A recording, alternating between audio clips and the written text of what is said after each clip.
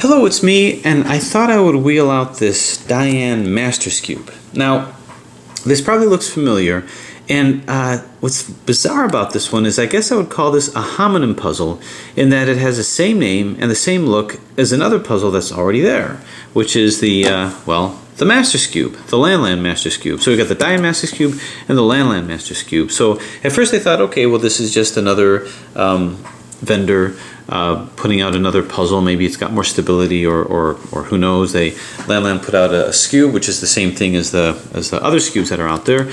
But what's interesting is that it's actually not the same puzzle. So you can see that, well, it starts out with the Skewb. The Skewb has the center, and it's actually got corners, and unlike the Dino doesn't have corners. It's got these edges that sort of come together for a hidden corner, and this has a deeper cut, so it drags corners with it, as you all know. So with the Landland Master Skewb, they had the same kind of structure. You've got the centers here, and you've got the corners over here. I might as well do it like this. Centers here, corners over here. And it moves like a Skewb, dragging the corners along. But it's got this extra piece over here. And what's interesting is that it's not like a master puzzle from the standpoint of other master puzzles, like a 3x3 to a 4x4. Whereas with the master puzzles, you generally reduce it to the base puzzle and then solve it as such. You don't reduce a Master Skewb to a Skewb. Instead, you actually do a sequential solve. You start off with a Skewb solve, which is these guys over here, just like over here.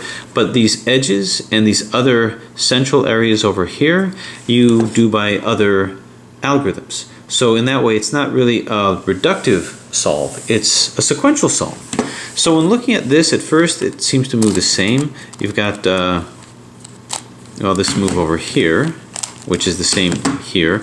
However, you don't do another Skewb move over here. You do what appears to be a Dino move. And in addition, you've got this. So you have all different types of cuts. You've got the shallowest of cuts, giving you a trivial tip.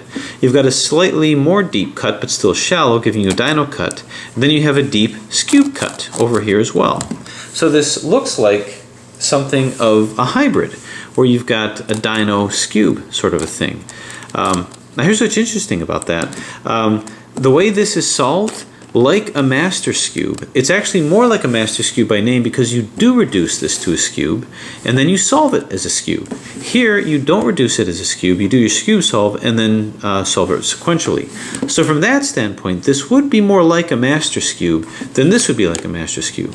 However, it actually is probably closer to the master version, not so much of a Skewb, but another puzzle that they have, which is the Dayan Dino Skewb. Now this is not the Dayan Dino Skewb, this is what it's based on. This is the original F-Skewb. So this has, similarly, it's got superficial Dino cuts here, and it's also got Skewb cuts over here. So you can see in that way, this puzzle actually more seems to, I'll do it like this, represent a version of this with the addition of these trivial tips over here, which kind of emerges out of what was over here.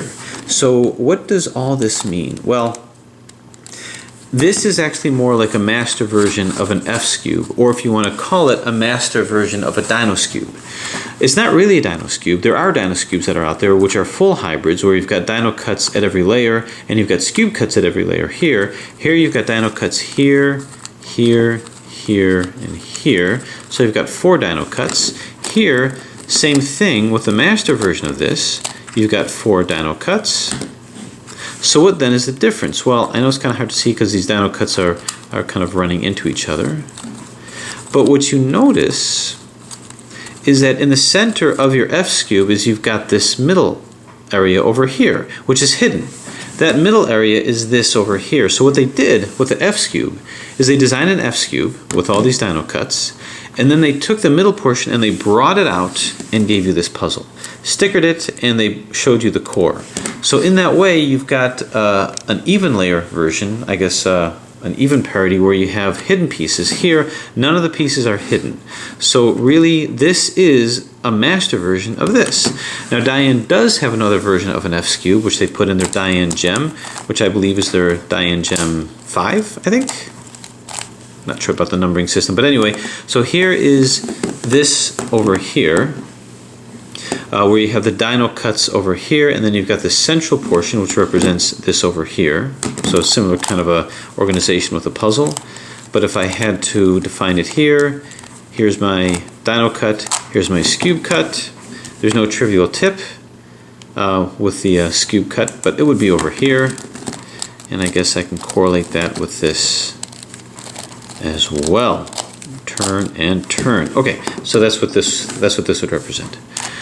So in terms of the nomenclature, it's very confusing and very bizarre in terms of what's the best way to call it. Well, I guess truth be told, the best way to really classify it is as a Master F-Skewb as opposed to a Master Skewb, even though it's reduced more like the Land Master Skewb. So it's really a Master F-Skewb. Or if you wanted to stick with what they call it in the mass-produced version, if this they're going to call a Dino Skewb, this would be a Master Dino Skewb. Although this really isn't a Dino Skewb. So is it a Master Dino Skewb, which is the next level up from their Dino Skewb? Is it a Master F-Skewb, which is the same thing in structure? Or is it a Master Skewb because it's a reductive solve, bumping into a homonym with this? A homonym is something that sounds the same, looks the same, which it does, but it's a very different kind of a meaning. But now that I've seen that, now that I've characterized it, now we can talk about the solve. Because then the solve becomes a little more simple because I'm going to do it exactly the same way as a Master Skewb. Now, I guess the best way to demonstrate this is to do a Skewb scramble. Because what I did with the F-Skewb is I reduced it to a Skewb and solved it as such. So these dino cuts here, I took these corners and I reduced these corners together with these petals. And then this was already reduced. So if you were to scramble it, and I just did Skewb moves like this, and like this, and like this, but I don't do any dino moves, then what we actually see with this, we'll go like this, what we actually see with this is these are the corners, this is a corner here, these are non-reducible corners, and these two things here, these two pieces here, these constitute the centers. So centers that need to be reduced, corners that need to be reduced, and non-reduced corners.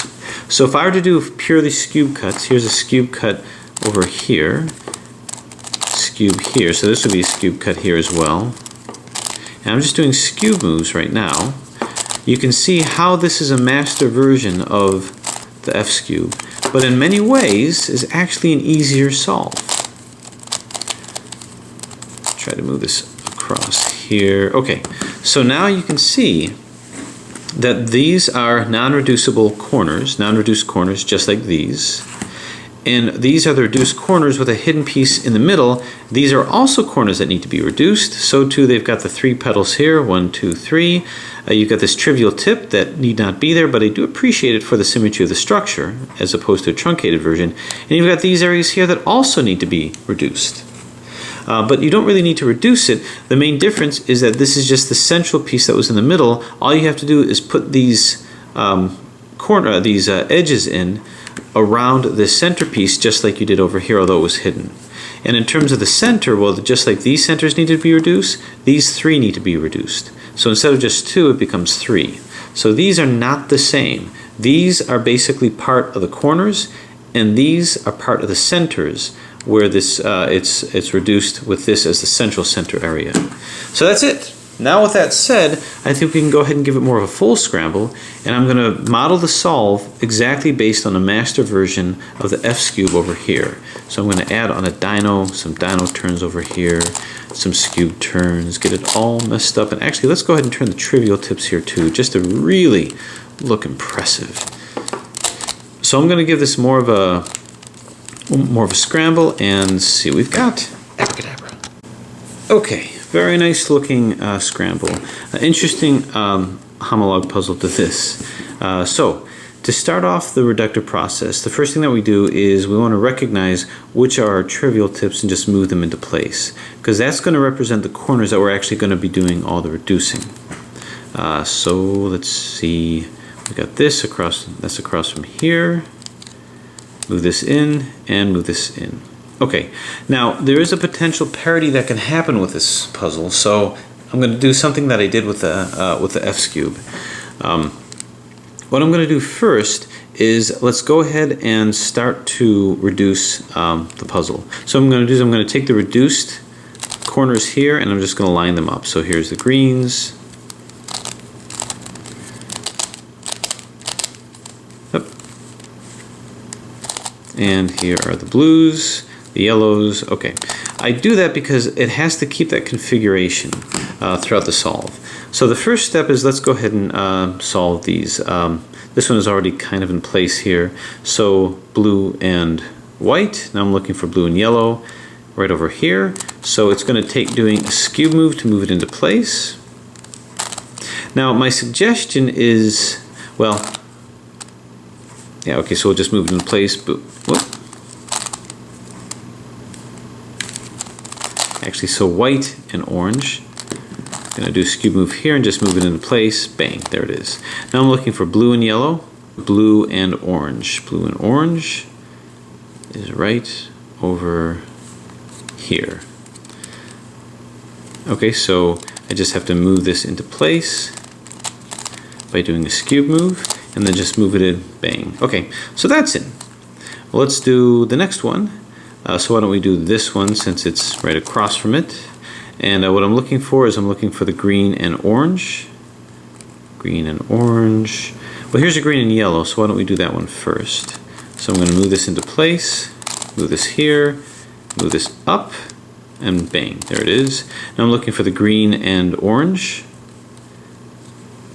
Green and orange is over here. So I'm going to skewb this into place over here and just do a dino move to move it in. Kersplat. And now all I've got to do is an orange and yellow. Orange and yellow is right here. Boom. Okay, so now I've got these in. Now here's what we need to do. The next step is going to be to make sure that the corners don't have any parity associated with them. So I'm actually going to put all my orange corners together. I'm doing the skewb style. I'm just doing like an RIDI-RD to move this in. Okay, so you can see all my oranges are in, and you can see that the color is correct. These corners are all reduced. I'm going to turn this upside down. I'm now going to start reducing these guys here. All right, so let's head on over to the other side. Might as well try to put this one in. Let's look for the red and yellow, which is actually right here, so I can't hit that yet.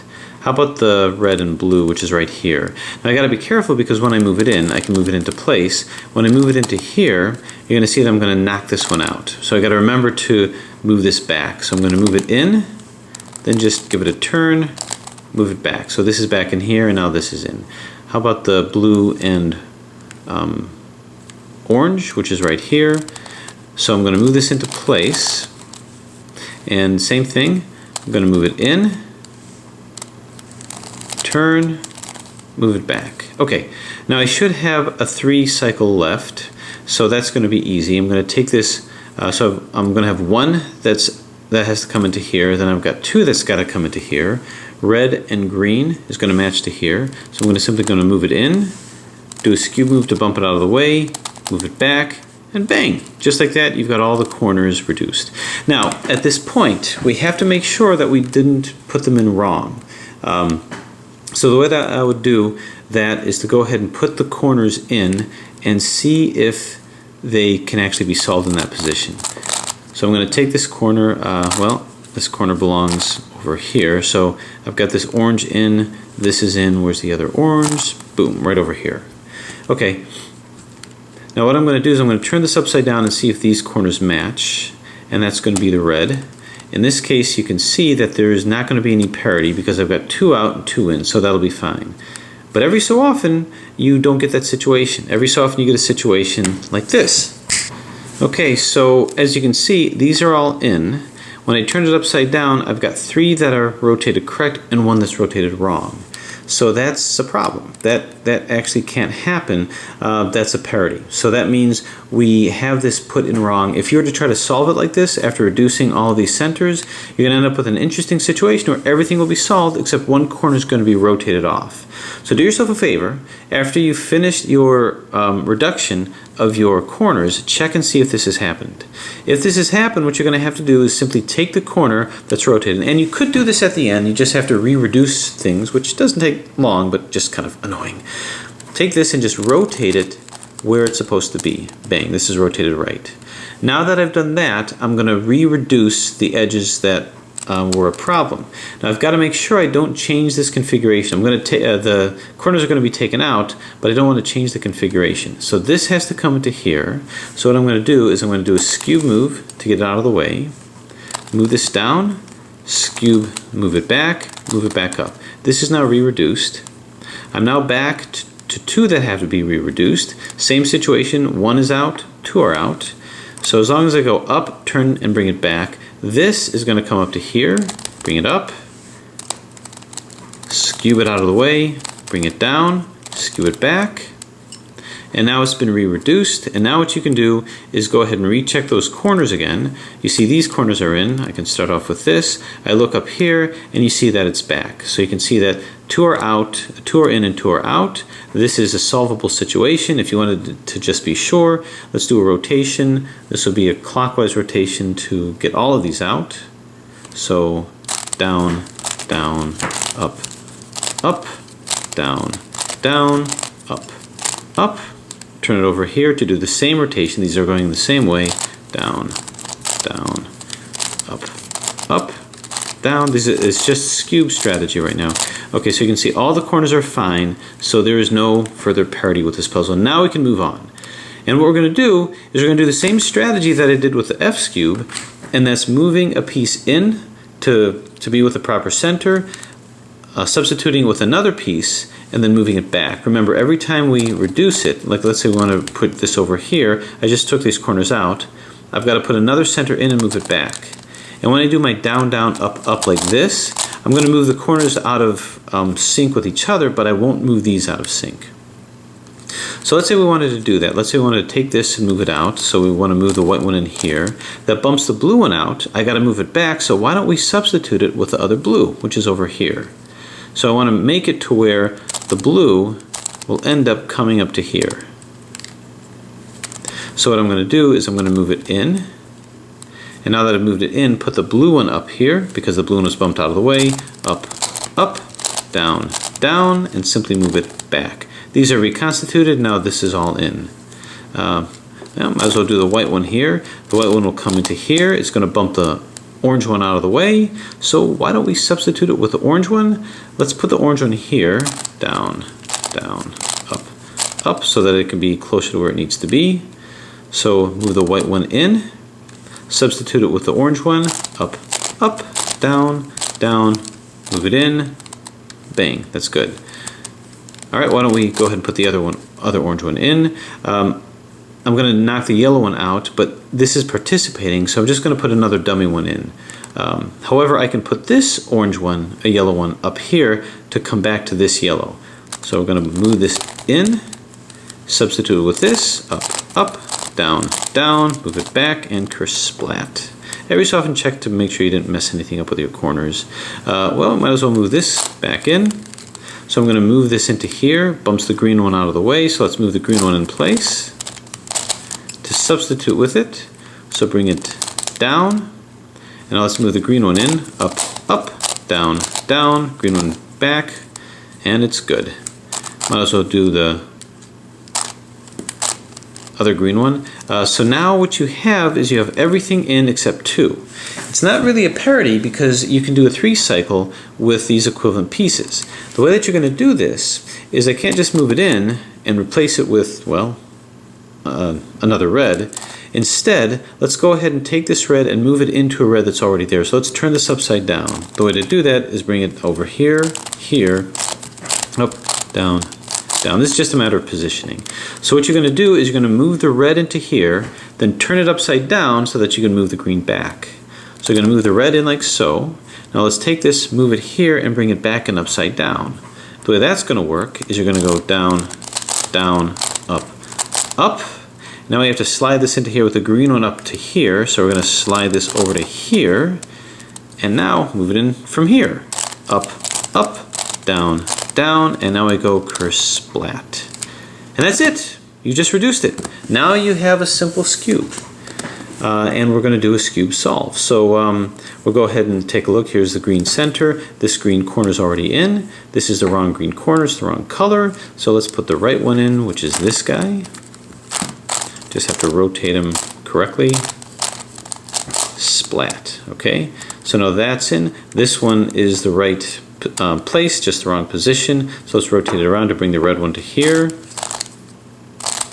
Okay, so again, this is just a Skewb solve that I'm doing. I do the other green, it's right over here. It's rotated wrong, so I'm going to bring it out, turn it, bring it back, turn it up. This is the equivalent of RIDIRD, so now all this is in. What I do next is I turn it upside down and I put the center that's up here down to the proper place, put it where the yellow one is supposed to be, down, down, up, up, so that's in. Then I do the one that's opposite, which is white, so let's move the white one up and bring it down here. Now again, do whatever efficient Skewb solve you have. This is just how I do it. Down, down, up, up. Now we take this yellow, bring it back down here, down, down, up, up, and it solves. That was an easy Skewb solve. It could have been just like any other Skewb solve. It just happened to come in where the centers are wrong, if they're rotated wrong. Down, down, up, up, down, down, up, up. So maybe you ended up with something like this, where all these centers are in, all the centers are correct, but now these corners are rotated wrong. So find the two corners that have to be rotated correctly. This has to do a clockwise rotation, so I do a counterclockwise, down, down, up, up, down, down, up, and it's done. So there you have it. It's a simple solve. It's really just by reduction using F-Skewb type techniques, just reducing the corners, recognizing that not all these corners are created exactly equally, but I find that doing it this way, you're not doing any new algorithms, you're not doing really much in the way of new concepts, you're just applying it to a master version of what you had before. The naming is confusing, name it whatever you want. In terms of how good the puzzle is, regarding how hard it is, well, it doesn't have any bandaging. In terms of hybridization, I guess you can say there's a little bit of a Skewb and Dino hybridization, which increases the complexity a little bit in terms of the reduction. Regarding the complexity, again, the hybridization gives it the complexity. Regarding the solvability and the enjoyment of it, it's great solvability. It is a very stable puzzle, moves quite well right out of the box. It also has a good degree of unpredictability because of the possibility of that rotational parity, which you can find your way through. So all in all, certainly a worthy addition to your collection and a worthy step up from the F-Skewb. There you have it. Thanks for watching.